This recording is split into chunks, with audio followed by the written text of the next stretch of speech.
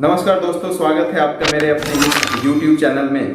दोस्तों, आज जिस यूपीएससी टॉपिक को मैं लेकर आया हूं वो बहुत सेंसिटिव टॉपिक है और ये जेंडर से रिलेटेड है, यूं कहें कि कंप्लीटली फीमेल से रिलेटेड है, तो इसमें कोई अतिशयोक्ति नहीं होगी। दोस्तों, 24 अगस्त मतलब बीते मन 24 अगस्त 2021 को एक बहुत दर्दनाक इंसिडेंट हुआ, एक बहुत डेंजरस चीज देखने को सामने मिली और वो चीज ये थी कि एक एमबीए स्टूडेंट, एक फीमेल एमबीए स्टूडेंट को 4 लोगों ने मिलकर रेप किया। इनफैक्ट 5 लोग उसमें इन्वॉल्व थे। एक जुवेनाइल था, मतलब उसकी एज 18 साल से कम थी, 18 ईयर से कम थी। तो कहा यह जाता है कि 2012 में जब निर्भया कांड हुआ उसके बाद रेप के रूल्स एंड रिस्ट्रिक्शंस को काफी स्ट्रिक्ट कर दिया गया, लेकिन इसके बाद भी और 2012 में जब निर्भया कांड हुआ उसके बाद बहुत सारे रूल्स को टाइट कर दिया गया और कहा गया कि अब रेप को मिनिमाइज किया जा सकेगा, अब रेप बहुत कम लोग करेंगे। तो एनसीआरबी का एक लेटेस्ट डेटा है दोस्तों, एनसीआरबी का लेटेस्ट डेटा ये कहता है कि हर 16 मिनट पे एक लड़की का रेप होता है। ये इंडिया के अंदर की मैं बात कर रहा हूं। तो ये एक बहुत बड़ी चीज है और इसको मिनिमाइज करने के लिए हम सब लोगों को करेक्टिव मेजर्स लेने की जरूरत है। कुछ ऐसे तथ्य और आपके सामने रखने जा रहा हूं जिसपे आप ये जरूर सोचेंगे कि जो इक्वल राइट्स मिलना चाहिए था गर्ल्स को, वो आज भी हम नहीं दे सके हैं। इसी घटना में एक इंसिडेंट मैं आपके सामने बताना चाहता हूं कि एक लड़की को रेप किया बीएसपी के किसी लीडर ने, और जब उस लड़की ने उनके खिलाफ केस फाइल किया तो उस बीएसपी के लीडर के भाई ने लड़की के खिलाफ फॉर्जरी का मामला दायर कर दिया, मतलब जालसाजी का मामला दायर कर दिया। उस लड़की ने फिर इसके खिलाफ सुप्रीम कोर्ट तक आवाज लगाई, सुप्रीम कोर्ट में भी पिटीशन दिया। सुप्रीम कोर्ट ने भी जब कोई संज्ञान नहीं लिया तो उस लड़की ने और एक और लड़का था, इन दोनों लोगों ने सुप्रीम कोर्ट के सामने अपने आप को जिंदा जला लिया। कुछ दिन पहले की घटना है। इसी तरीके से गोवा में भी 2 माइनर गर्ल्स का रेप किया गया जुलाई के महीने में। और ठीक 1 साल पहले जो इंडिया का कैपिटल कहा जाता है, जहां पे मैं बैठ के वीडियो बना रहा हूं, इसी दिल्ली में दोस्तों एक दलित माइनर गर्ल का रेप किया गया, मर्डर किया गया और उसके बाद उसका अंतिम संस्कार भी कर दिया गया बिना उनके पेरेंट्स को बताए हुए। रात में उनका अंतिम संस्कार कर, उस लड़की का रात में अंतिम संस्कार कर दिया गया। तो ये अभी भी हमारा मेल डोमिनेटिंग जो एटीट्यूड है, जो पैट्रियार्कल माइंडसेट है, यदि 48% फीमेल हमारे पॉपुलेशन को कॉन्स्टिट्यूट करती हैं, मतलब हमारे पॉपुलेशन में 48% फीमेल है और उनको अभी तक हम इक्वल राइट्स नहीं दे पाए हैं, तो एक हमारा सबसे बड़ा फेलियर्स है। इसके साथ साथ इससे भी बड़ा दुखद ये बात है दोस्तों कि रेप होने के बाद बहुत ऐसे लोग हैं जो रेप विक्टिम को ही ब्लेम करना चालू कर देते हैं। फॉर एग्जाम्पल, वो ये कहते हैं कि सनसेट के बाद आपको घर से नहीं निकलना चाहिए, ट्रेडिशनल कपड़े ही पहनने चाहिए, वेस्टर्न क्लॉथ्स नहीं पहनना चाहिए, इस तरीके की चीजें। तो ये कहीं ना कहीं ये हमारी इस मानसिकता को दर्शाता है कि रेपिस्ट का कोई गलती नहीं है, अपराधी का कोई गलती नहीं है, ये तो उसका नेचर है, ये तो करेगा ही।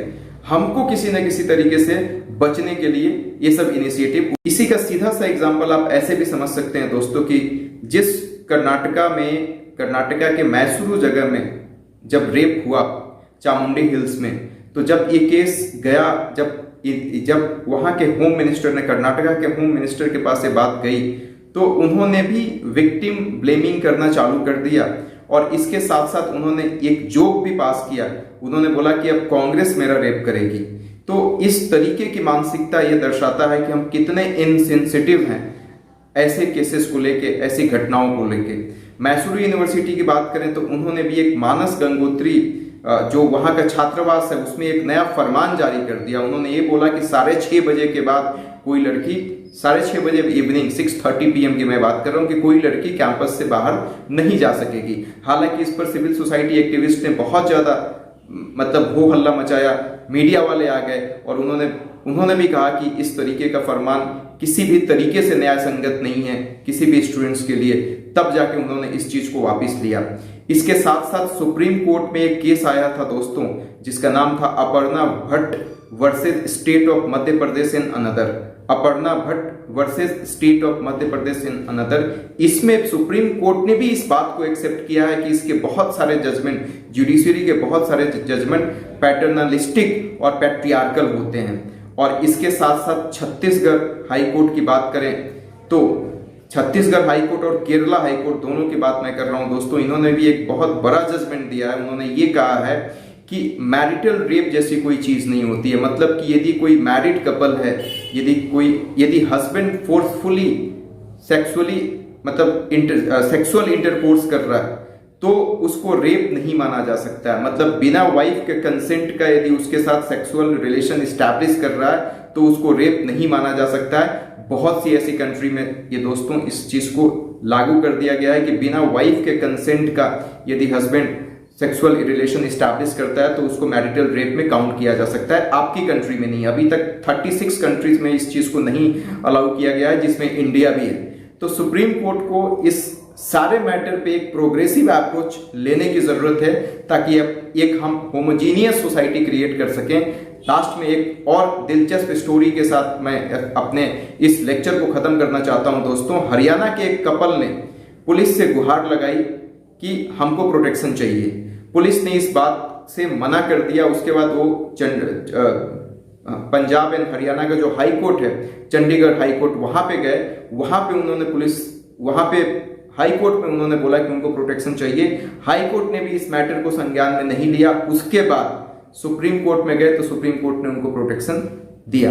तो इस तरीके से यदि चीजें चलती रहेंगी तो डेफिनेटली हम जो इनइक्वालिटी है हमारे समाज में जेंडर को लेके, वो ऐसे ही एग्जिस्ट करते रहेंगी। देखिए दोस्तों, विमेन ने बहुत एक लंबा सफर तय किया है अपनी इक्वालिटी को इंश्योर कराने के लिए। तो हम लोगों की रिस्पॉन्सिबिलिटी होनी चाहिए कि हम उनको एक सेफ इन्वायरमेंट प्रोड्यूस करें, एक conducive environment, atmosphere, ecosystem produce करें जिसमें वो भी खुल के सांस ले सकें जहां पे हम खुल के सांस ले रहे हैं। आज के लिए इतना ही दोस्तों। Thank you so much.